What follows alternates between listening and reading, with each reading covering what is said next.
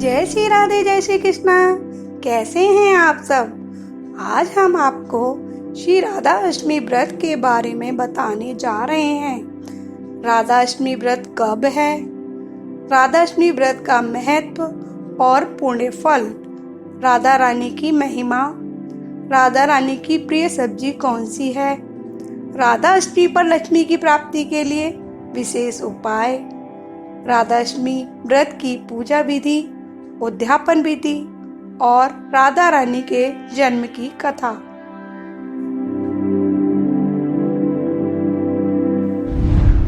राधा अष्टमी व्रत कब है।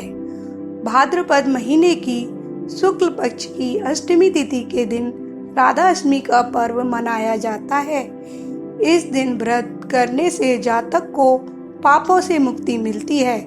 राधा अष्टमी के दिन राधा जी का जन्म हुआ था, इसीलिए यह पर्व बहुत ही खास माना जाता है।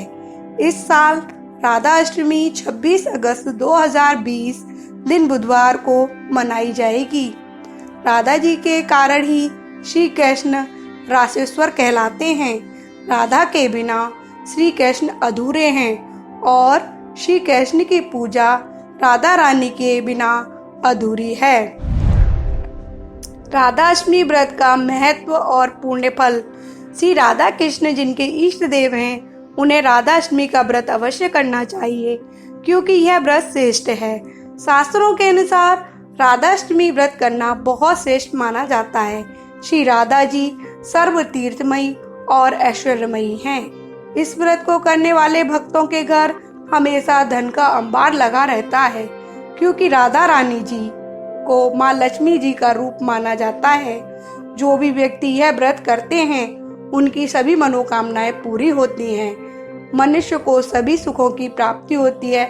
इस दिन राधा रानी से मांगी गई हर इच्छा पूरी होती है। धन की इच्छा रखने वालों को धन की प्राप्ति होती है। मोक्ष की इच्छा रखने वालों को मोक्ष की प्राप्ति होती है। राधा रानी की महिमा।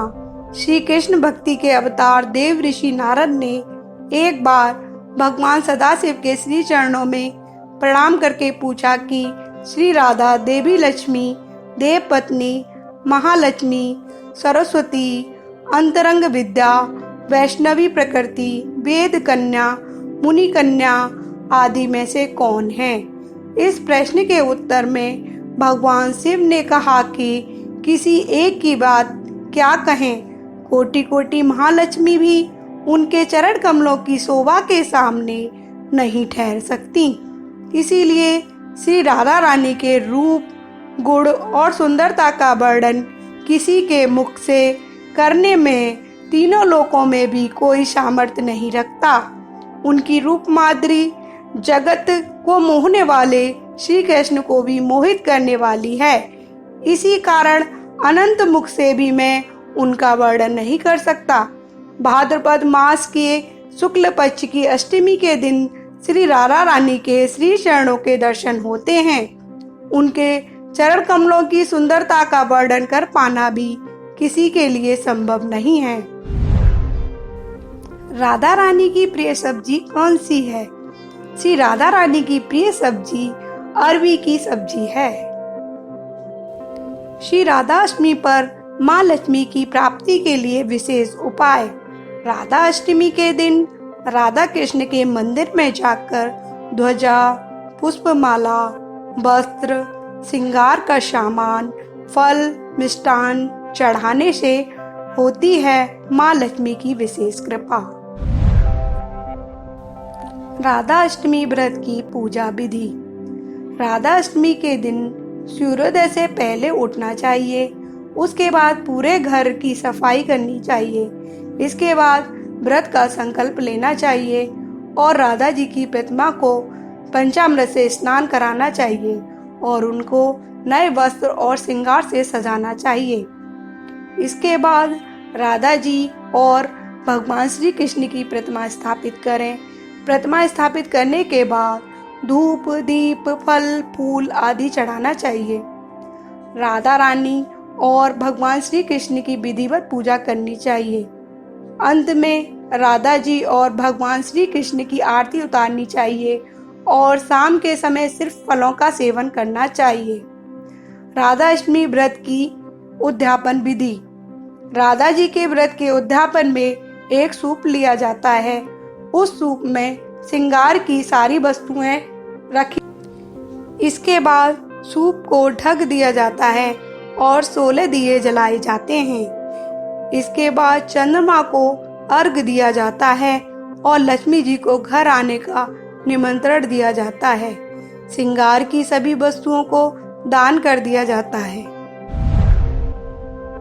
राधा रानी के जन्म की कथा। पौराणिक कथाओं में बताया गया है कि श्री राधा जी का जन्म माता के गर्भ से नहीं बल्कि वृषभानु जी की तपोभूमि से प्रकट हुई थी। राधा का पृथ्वी पर आना सामान्य घटना नहीं है।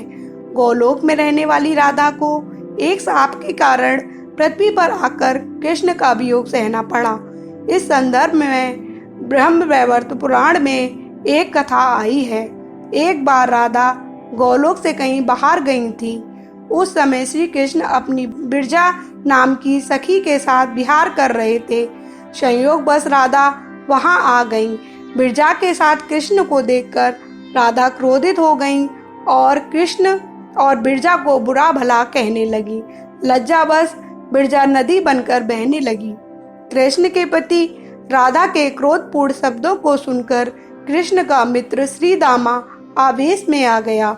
श्रीदामा कृष्ण का पक्ष लेते हुए राधा से आवेशपूर्ण शब्दों में बात करने लगा। श्रीदामा के इस व्यवहार को देखकर राधा नाराज हो गई।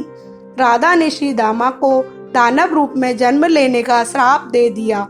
क्रोध में भरे हुए श्रीदामा ने भी हित अहित का विचार किए बिना राधा को मनुष्य योनि में जन्म लेने का श्राप दे दिया। देवी राधा के शाप के कारण ही श्रीदामा ने शंखचूड़ राक्षस के रूप में जन्म लिया।